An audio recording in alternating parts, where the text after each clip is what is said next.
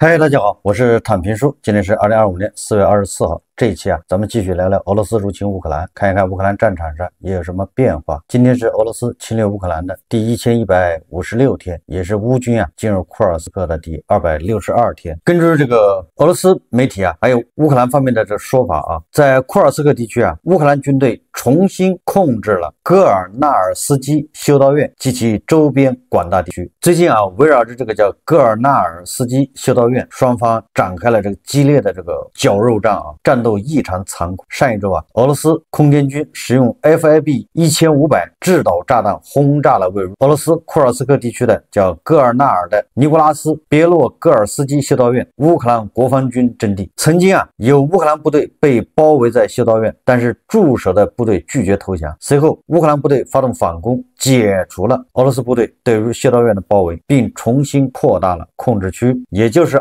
乌军在库尔斯克不仅没能被俄军赶走，反而地盘是越来越大，这个让地波老人也是寝食难安。乌军成功控制洛克尼亚镇，乌军不仅在库尔斯克取得胜利，在别尔格莱德乌军占领的别尔格莱德领土增加至300平方公里，也就是在别尔格莱德乌军又扩大了地盘。昨天咱们报道了说这个乌军轰炸了俄罗斯的一个弹药库，给俄军造成重大损失那么今天俄罗斯国防部证实说，弗拉基米尔州的一个仓库发生弹药爆炸，时间在4月22日上午。俄罗斯媒体报道说，国防部报告称，由于弗拉基米尔州一个军事单位的领土发生火灾，仓库中存储的弹药爆炸，火灾归因于在射击爆炸物的工作过程中违反了安全要求。大概的意思就是又是烟头惹的祸。这个俄罗斯的弗拉基米尔州国防部导弹和炮兵局第51军械库发生一系列爆炸，这是俄罗斯国防部最大的军火库之一。该军火库距离俄乌边境530公里，位于莫斯科以东，占地约 3.5 平方公里，可储存27万吨弹药。这个51号武器库是俄罗斯目前最大的弹药库之一，里面储存有炮弹、反坦克导弹、防空导弹、多管火箭炮、炮弹、滑翔炸弹。4月22号，乌克兰无人机，它是机群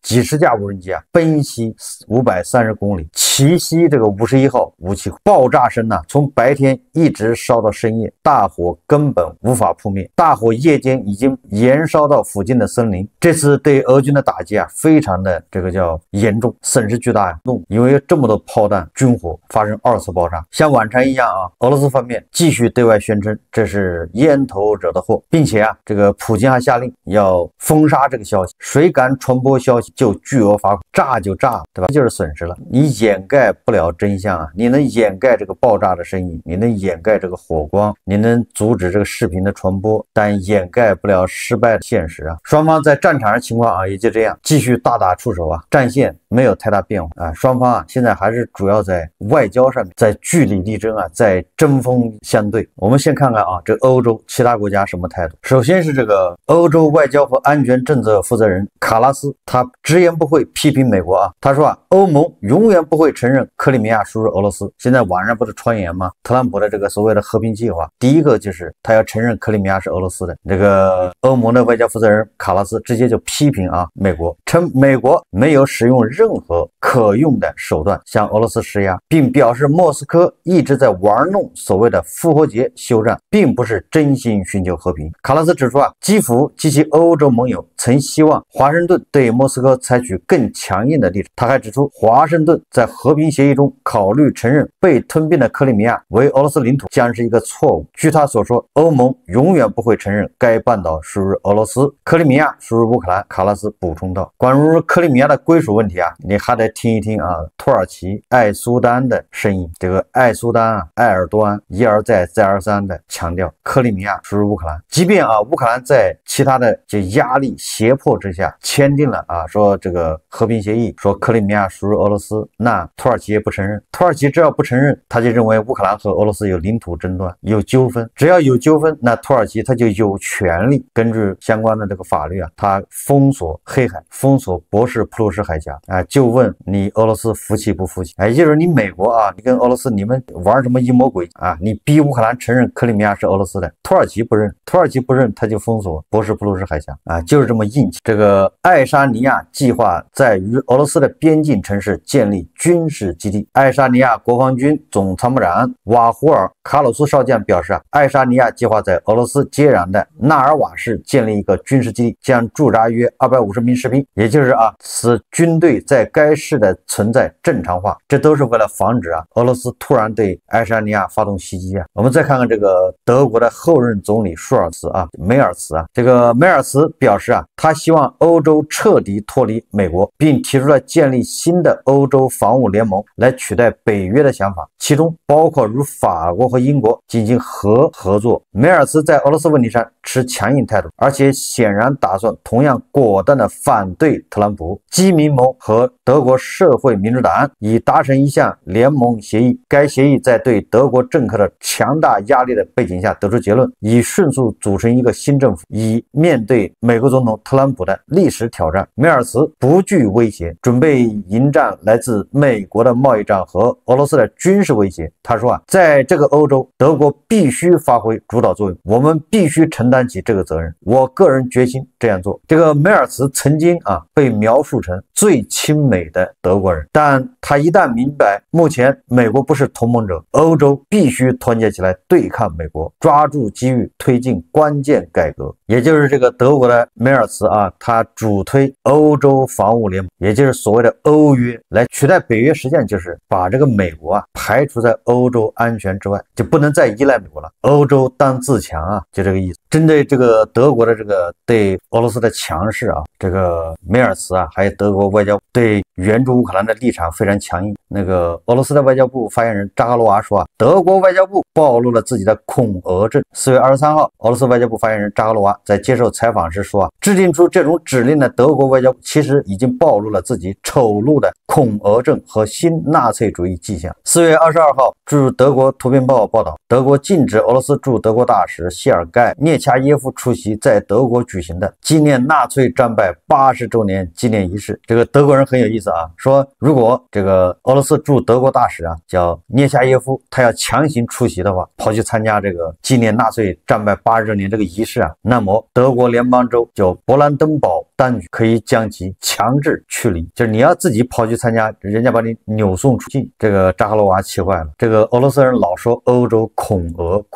不要说欧洲，俄罗斯周边这些国家哪个不恐俄呢？你是流氓，你不讲道理，你动不动就是暴力武力，那谁不害怕你？周边这么多国家，哪个没有被俄罗斯被苏联侵略过？哪个国家没有伤痛，对吧？没有痛苦的那一段历史。所谓的恐俄是害怕野，远离流氓，这个是人类啊叫一种本能。我们再看啊，4月23号当地时间周三啊，日本拟用俄被冻结资产援助乌克兰，俄外交部警告将采取严厉反制。俄外交部表示啊，已就日本拟动用被冻结俄罗斯资产收益援助乌克兰一事，向日本提出强烈抗议。据悉，俄外交部亚洲第3司司长沃罗比约娃周二在莫斯科会见了日本驻俄大使武藤显，并就此事提出抗议。你看这日本啊，人家都把冻结了俄罗斯资产的收益援助给乌克兰，俄罗斯能有什么脾气呢？欧盟考虑立法禁止欧盟境内企业与俄罗斯签订天然气合同。据新华社消息啊，说欧洲联盟一名高级官员22日表示，为摆脱对俄罗斯能源的依赖，欧盟委员会正在评估是否通过立法禁止欧盟企业与俄罗斯签订新的化石燃料供应合同。路透社援引这名不愿公开姓名的欧盟官员说法报道，欧盟委员会正在考虑可以禁止欧盟企业与俄罗斯签订新燃料合同的方案，其中包括贸易手段。俄乌冲突2022年2月升级以来，俄罗斯对欧洲的管道天然气供应量大幅减少，但欧洲2024年增加了俄液化天然气的进口。当年欧盟19%的天然气和液化天然气供应来自俄罗斯。欧盟此前说啊，将在2027年前摆脱对俄罗斯天然气的依赖。不过自乌克兰今年1月1日不再让俄罗斯通过其境内管道向欧洲国家出口天然气以来，欧洲国家天然气供应日益紧张，也就是这个欧盟逐步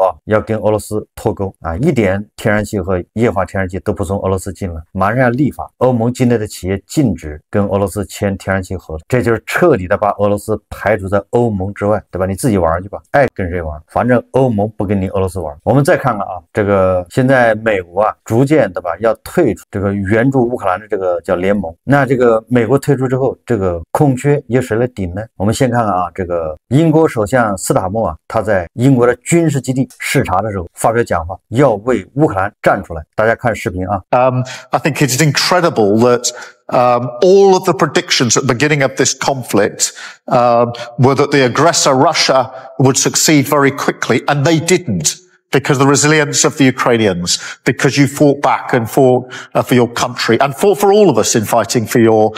country. Now, 3 years in, it's important that we all step up on defence and security, what we call the coalition of the willing, which is those allies that want to be there to ensure that if there is a deal and a ceasefire, that it is a lasting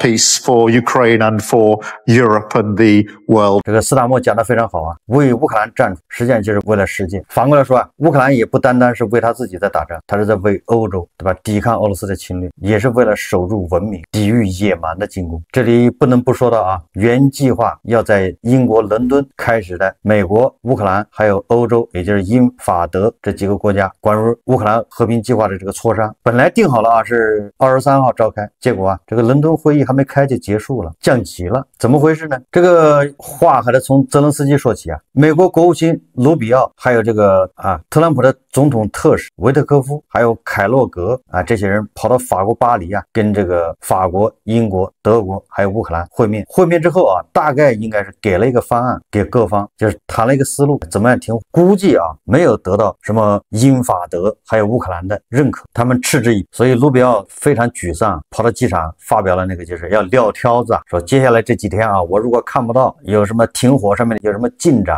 那我们美国还有其他优先事项要做，我们要退出这个和平的斡旋。后来这个董王啊，特朗普在记者面前又重复了这样的说法，这大家都知道。我说啊，咱们节目分析过了，这就是美国已经深深的一种无力感。乌克兰他搞不定，地方老人他也搞不定，欧洲他更搞不定，就没人听他的，所以他很沮丧。后来啊，又通过媒体放风，美国到现在为止他并没有拿出真的一个协议出来，他都是通过媒体放风啊。他的和平计划是什么呢？这根据媒体报道啊，这个和平计划就这么几点，一个是美国将承认俄罗斯对克里米亚的控制，第二个美国也承认俄罗斯对卢甘斯克还有顿涅茨克、赫尔松和扎波罗热的占领，也就是现在事实失控线这样的占领，他承认，就是他不承认这个领土是俄罗斯的，但是他也不指望俄罗斯从这儿撤军，也就是保持现状，保持俄罗斯的占领。然后呢，还要承诺乌克兰不加入北约，但是乌克兰可以加入欧盟，然后解除2014年以来对俄罗斯实施的制裁，还要加强美国和俄罗斯的经济。那对乌克兰来说呢，有什么好处呢？一个是强有力的安全保障，也就是说欧洲会派军队，还有其他的非欧洲国家，你只要你愿意叫志愿者联盟，反正美国不参加这么一支维和部队，你叫什么名字都行，去保护乌克兰。第二个呢，俄罗斯占领的哈尔科夫、苏梅就是这些地方全部归还给乌克兰，对乌克兰进行赔偿和重建援助，但是这个钱从哪儿来，怎么援助也没说，大概就是安抚乌克兰，你没有白挨揍啊，到时候赔点钱给你，谁赔多少再谈。然后还有搁置的就是扎波罗热核电站，这个是欧洲最大的核电站，把它划作乌克兰的，但是由美国来管理。美国管理呢，它就可以向乌克兰或者向欧洲，甚至向俄罗斯供电。大概其就这么一个和平协议，这是媒体报道的传出来的。我看它更像是维特科夫帮普京传话，这就是普京的他的条件。那这个乌克兰人怎么可能接受呢？当地时间4月22号，乌克兰总统泽连斯基就美国俄乌和平计划相关消息做出回应。他表示当下媒体所传播的美国相关计划并非正式提议，你可以用不同的方式谈论，但这不是对乌克兰的正式提议。如果有正式提议，乌克兰会立即以正式提议的形式做出回应。他说，实际上乌克兰已经听到了这样的信号，媒体也在传播，而且可以预见此类信号后续还会继续传播。然后泽连斯基强调乌克兰一直期望迅速实现公正的和平，一旦和平计划涉及克里米亚以及乌克兰主权领土，那么这一形势就会转变为延长冲突。乌克兰不愿在不听火的情况下承受其他条件施加的压力，乌克兰不愿再复制此前的明斯克和诺曼底模式。泽伦斯基说目前尚不清楚这些提案是谁的，他们是否代表了美国的愿景，还是美国人如克里姆林宫领导人弗拉基米尔·普京讨论的结果。就是泽伦斯基说这就是维特科夫给这个普京带话，对吧？皇军让我给你带个话。乌克兰在法律上不承认克里米亚是俄罗斯的，这超出了我们的宪法，这是我们的领土，乌克兰人民的领土，这不会发生。我认为我们已经宣布了与任何暂时占领的领土有关的事情，乌克兰宪法存在就宣布了这一点，也就是泽连斯基都说了，他没有权利决定克里米亚的去留。这个我在节目里一再强调泽连斯基为什么要背这个黑锅大不了总统不干，他也不可能背这个黑锅李鸿章也不敢背这个锅也就是克里米亚是2014年被俄罗斯被普京占走的，事实上已经被俄罗斯占了，但是乌克兰是没有一个人承认，包括国际社会都不承认，对吧？你有本领，你厉害，你可以强占的，但是我就是不承认，我也只能这样。你让我配合你签字承认这个地方是你的，那是不可能，谁愿意背这个锅谁那么傻？所以说泽连斯基怎么可能愿意呢？他宁愿辞职不当总统，他也不能干这事所以泽连斯基说我都无权处理这个事情交给乌克兰人。然后泽连斯基说除了北约国家之外，没有人有权否决乌克兰加入北约。这个显然特指俄罗斯，就俄罗斯你没权利决定乌克兰加入哪个组织，这是主权。关于扎波罗热核电站，泽连斯基说了，这个也是不可能，离开了乌克兰，扎波罗热核电站就无法运作。什么意思呢？也就是把扎波罗热核电站交给美国人，那是不可能的。但是乌克兰和美国一起管理合资，这个没问题，对吧？美国人提供保护，乌克兰人运营。那么这个泽连斯基表态之后那作为美国的国务卿卢比奥，他就认为再去伦敦去谈判就没有必要了，就是你这个一张纸的这个和平计划，泽连斯基没有一条是同意的，那你说跑去不是耽误时间吗？浪费精力吗？这个而且这个乌克兰的大大小小的官员，上上下下官员还对媒体说特朗普的和平计划是亲俄的，不可能成为公众和平的，该计划是片面的，俄罗斯获得了具体的利益，而乌克兰只得到了模糊的承诺。特朗普希望结束战争，但没有对乌克兰安全做出任何承诺。华盛顿正在为我们准备布达佩斯备忘录的 2.0 版。据英国天空新闻网23日报道，英国、美国、法国、德国和乌克兰高级外交官推迟了原定于当地时间23日在英国伦敦举行的乌克兰问题会。此类会谈被推迟的原因与美方对俄乌持续施加压力有关。美国原计划在伦敦会谈讨论一项和平提案，可能包括美国承认俄罗斯对克里米亚的控制，该计划还包括保持俄乌前线地区现状作为和平协议的一部分。这一提议在22日被乌克兰总统泽连斯基拒绝，随后美国国务卿卢比奥取消了伦敦之行，再去就没有意义了，白跑一趟。特朗普所谓的和平计划，不论是乌克兰还是欧洲都是不可能接受的。我说他幼稚你这个就是乌克兰的无条件投降书，怎么可能乌克兰会同意呢？但特朗普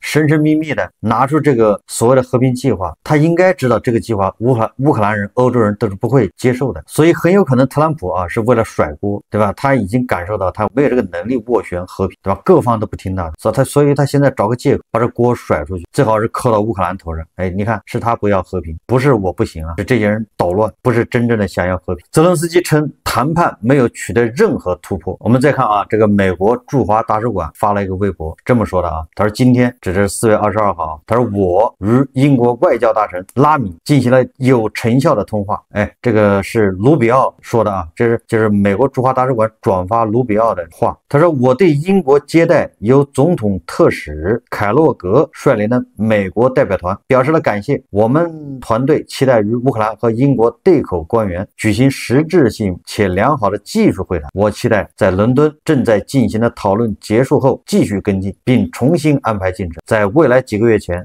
前往英。这个卢比奥什么意思？就卢比奥和这个英国的外交大臣拉米他们都没有参加这个会了，这个会降级了，也不是没开了，这个美方改成这个乌克兰特使凯洛格带队，然后英国派了一个高级官员乌克兰恐怕也派了这个国防部长吧，就是这个会降级了。本来卢比奥英国的外交大臣拉米，对吧？这些都是外交部部长参加。前驻联合国大使尼基黑利在社交媒体发帖指出他说奖励侵略者者只会导致更激进的行动，不捍卫遭受入侵的民主国家，将导致更多自由国家遭受入侵。奖励俄罗斯的不良行为，惩罚乌克兰的自卫行为，将是一种极其不公正的行为。美国应该明辨是非，并站在历史正确的一边。我们再看啊，这个美国的身体永远健康，这个万斯又做出指示啊。这万斯不是在印度访问吗？一看这个卢比奥啊不去了，卢比奥打了退堂鼓，这个万斯啊亲自啊挽起胳膊上。我认为卢比奥这个人呢，他这个时候为什么退缩了呢？他不去英国呢？恐怕他也知道你逼乌克兰投降不道德，首先是不道德，其次对卢比奥以后的仕途啊是个非常大的污点。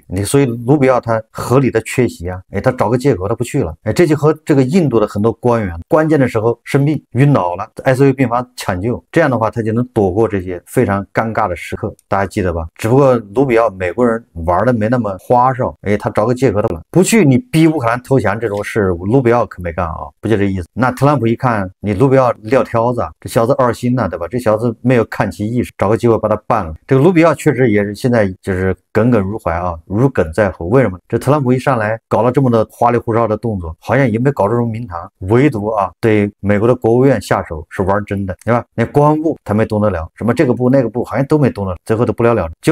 就是这个国务院好像裁掉1/3吧，经费要压缩，这不就是削这个卢比奥的权吗？不就是看卢比奥不顺眼？那卢比奥肯定也有意见，所以你看啊，在这个事情上是别扭。那么这个时候，对吧？特朗普一看没人了，你让维特科夫去，你让凯洛格去，毕竟级别低了一点，这个大家知道，他只是总统特使，对吧？人家都是外交部长，这一下卢比奥撂挑子，那么身体永远健康的万斯就要顶上去，所以万斯就这个时候啊又开始讲话了。4月23号，在美国国务卿卢比奥宣布将不会参加4月23号在伦敦举行的乌克兰问题会谈之后，在印度访问的美国副总统万斯告诉记者说，我们已经向俄罗斯和乌克兰发出了非常明确的建议，现在是他们要么同意，要么美国退出这一进程的时候了。我们进行了大量的外交和实地工作。万斯补充说双方必须进行一些领土交换，虽然边境最终可能不会完全按照现在的前线划分，但为了停止流血，双方需要放下武器，冻结冲突，并开始着手建设一个更好的俄罗斯和一个更好的乌克兰。大家看视频啊。We've issued a very explicit proposal to both the Russians and the Ukrainians,